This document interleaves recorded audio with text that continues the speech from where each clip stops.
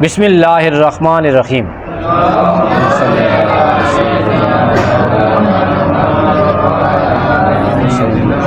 مولانا محمد وبارک وسلم وصلی علیہ۔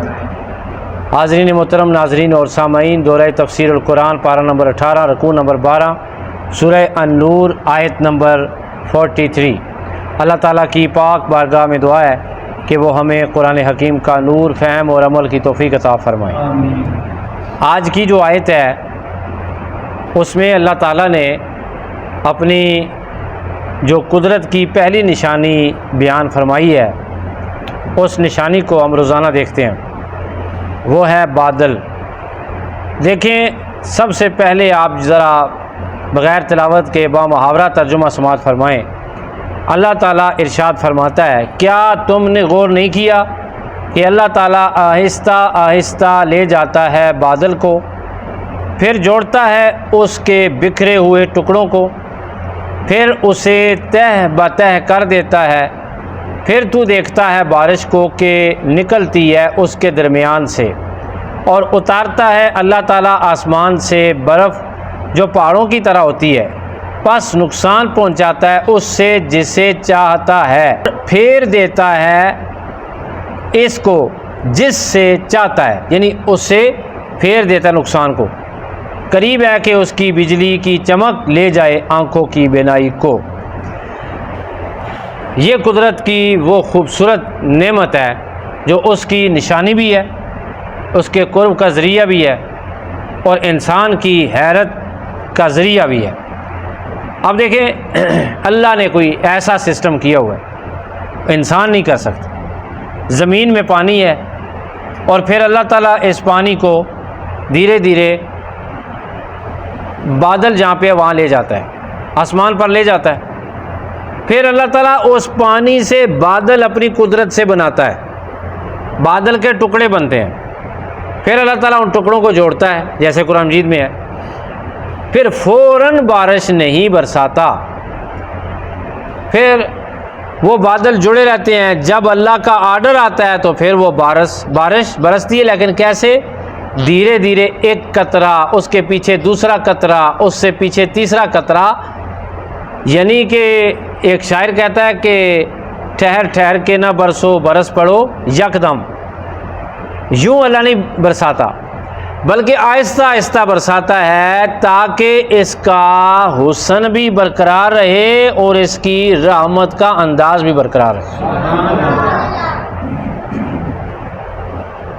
اب دیکھیں، پھر اللہ بادلوں کو حکم دیتا ہے تھوڑے سے اوپر چلے جاؤ، وہ اوپر جاتے ٹھنڈے ہو جاتے ہیں اور برف بن جاتی ہے، اولے بن جاتے ہیں، تھوڑے سے اوپر چلے جائیں تو نظام چینج ہو جاتا ہے۔ 4 قسم کا پانی فضا سے اترتا ہے، بارش سے، برف سے، اولوں سے، اور جو آپ کی نمی ہوتی ہے ہوا کے اندر، ویسے بھی جو ساون کے اندر آپ دیکھتے ہیں نا، اس نمی سے بھی اللہ تعالیٰ فضا کو معطر رکھتا ہے۔ یہ بھی اللہ کی قدرت کی نشانی ہے کہ اللہ تعالیٰ ہوا کے کندھوں پر سوار کر دیتا ہے پانی کو، ان دیکھے ہوا جو ہے پانی کو اپنے اوپر سوار کر کے پھرتی ہے، دیکھیں نمی بہت زیادہ ہے جی، اب بس ہے، یہ وہی اللہ تعالیٰ کی قدرت ہے۔ اب اللہ تعالیٰ کا ایک نظام دیکھیں کہ یہ دریا کہاں سے آتے ہیں۔ اللہ نے بارش برسائی، پھر برف خاص موسم میں برسائی، خاص مقدار میں، اور پہاڑوں پر برف جو ہے سٹور ہو جاتی ہے، وہاں ٹھنڈی ہوائیں چلتی ہیں، اور اتنی زیادہ برف ہوتی ہے وہاں پہ، آئس ہوتی ہے، سنو ہوتی ہے کہ وہ 6 مہینے دھیرے دھیرے گلتی رہتی ہے، وہ چھوٹی چھوٹی نالیاں بڑے نالوں میں تبدیل ہوتی ہیں، بڑے نالے دریاؤں میں تبدیل ہوتے ہیں، بڑے دریا جس وقت وہ سمندر میں گرتے ہیں تو پوری زمین پانی سے جل تھل ہو جاتی ہے۔ 75% پانی ہے زمین پر تقریباً، اور 25% کیا ہے؟ خشکی ہے، اور پانی ہماری بنیادی ضرورت ہے، اس کے بغیر زندگی کی بقا نہیں ہے۔ ارے اچھا، پانی جی آ رہا ہے پہاڑوں سے، برف سے، اور پورا سال دریا چلتے رہتے ہیں، پورا سال دریا، ہزاروں دریا ہیں، ہزاروں دریا، ایک ملک میں ہزاروں دریا ہیں، بڑے بڑے ہمارے دریا ہیں، دریائے جہلم، دریائے سوات، دریائے سندھ وغیرہ وغیرہ وغیرہ، دریائے سواں بھی ہے، یہ چھوٹے چھوٹے دریا ہیں اور بڑے بڑے بھی ہیں، نالے بھی ہیں۔ یہ تو چلو بات ایک سائنس سے سمجھ آ جاتی ہے۔ مجھے ایک چیز سمجھائیں آپ لوگ، یا آپ لوگ خود سمجھنے کی کوشش کریں، وہ کیا؟ بابا پانی کو ہم جس وقت زمین پر گراتے ہیں، پانی چڑھائی کی طرف چڑھتا ہے یا اترائی کی طرف اترتا ہے؟ اس طرح یوں پانی پھینکیں تو پانی کیا ہوتا ہے؟ نیچے آتا ہے نا۔ اب ہم نے مسجد کی چھت پہ ٹینکی میں پانی پہنچانا ہو تو کیا کریں گے؟ موٹر چلائیں گے تو جائے گی۔ اب ایبٹ آباد میں جو پانی پی ایم اے کاکول کو سپلائی ہو رہا ہے، پورے ایبٹ آباد کو تقریباً سرکاری اداروں کو ہے، وہ ٹھنڈیانی سے آ رہا ہے۔ ادھر کس نے موٹر لگائی؟ کون سی موٹر لگی ہے؟ اللہ فرماتا ہے یہ ہماری قدرت کی نشانیاں ہیں۔ بھائی پانی نیچے جاتا ہے، زمین کی تہہ میں پانی ہے نا، یہ کہتے ہیں وہ جو پہاڑوں میں چشموں سے پانی نکلتا ہے، وہ موٹر تو کوئی بھی نکل نہیں، چوٹیوں سے چشمے سے پانی نکل رہا ہے اور یوں بہہ رہا ہے۔ وہ زمین کے اندر سے بھی بہہ سکتا تھا، لیکن اللہ نے اس کو آرڈر دیا ہے، حکم دیا ہے، پانی سے نکل کے زمین سے باہر آ کے بہہ رہا ہے۔ اللہ فرماتا ہے یہ ہماری قدرت کی نشانی بھی ہے، یہ ہماری نعمت بھی ہے، انسانوں تم خوب لطف اندوز بھی ہو اور ہمیں بھی یاد کرو۔ سبحان اللہ۔ یہ غور کرنے کی بات ہے نا۔ آپ گاؤں میں جائیں نا کسی وقت تو آپ کو محسوس ہوگا۔ تو اللہ تعالیٰ ہمیں بادلوں کو دیکھ کر، بارش کو دیکھ کر، اب دیکھیں برف جب نیچے آتی ہے تو نیچے تو 10-10 فٹ برف ہوتی ہے، بڑی بھاری ہوتی ہے، منو پانی ہوتا ہے اس کے اندر اور کمر میں درد ہو جاتا ہے۔ 2 فٹ برف ہو تو ہم 4 لوگ اٹھا مکان کی چھت پہ چڑھ کے تو اس برف کو اتارتے تھے کہ مکان ٹپکنے نہ پڑے۔ شاید یہ بیٹھا ہوا ہے افضال، آپ کھرکنا ترمچوڑ کا نام سنا ہوا ہے؟ اس سے اچھا، اب اتنی منو ٹنوں برف اس طرح آسمان پہ کھڑی ہے بادلوں کی صورت میں، وہاں پہ گر نہیں رہی۔ کون اسے گرنے نہیں دے رہا؟ اللہ تعالیٰ۔ اچھا پھر کیا ہم آٹا بھی تسلسل کے ساتھ نیچے زمین پر گرا سکتے ہیں کسی رفتار سے؟ ایسے نہیں ہوتا۔ لیکن جب وہ برف گالوں کی صورت میں زمین بوس ہوتی ہے، اتنا حسین منظر ہوتا ہے۔ آپ کبھی یوٹیوب پہ وہ لگا کے دیکھیں سنو کی ویڈیو، آپ کہیں گے آسمان سے کتنی ترتیب کے ساتھ روئی کے گالے زمین کو آ کے بوسہ دے رہے ہیں۔ سبحان اللہ۔ ان کو کس ترتیب کے ساتھ اللہ تعالیٰ زمین پہ آنے کی اجازت دیتا ہے کہ جاؤ اب برف کا موسم ہے، تو وہ اتنے آرام سے وہ گالے آ رہے ہیں جیسے روئی آ رہی ہے، آرام آرام سے، بڑا حسین منظر ہوتا ہے۔ پھر نیچے آ کے وہ جمع ہوتی ہے، پھر گل جاتی ہے۔ بارش ہے، اس کا اتنا پیارا موسم ہوتا ہے۔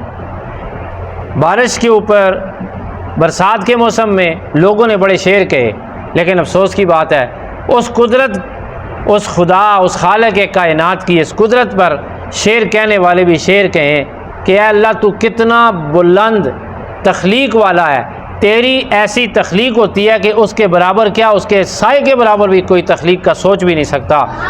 بارش کا جو منظر ہوتا ہے، جو اولے پڑتے ہیں زمین پر، ان کا منظر ہوتا ہے، دیکھیں گول گول کس فیکٹری میں وہ تیار ہوتے ہیں، یہ اللہ کے حکم سے تیار ہوتے ہیں۔ پھر اللہ تعالیٰ کا حکم سن کے آہستہ آہستہ وہ برستے ہیں، وہ بھی ایک اللہ تعالیٰ کی قدرت ہے۔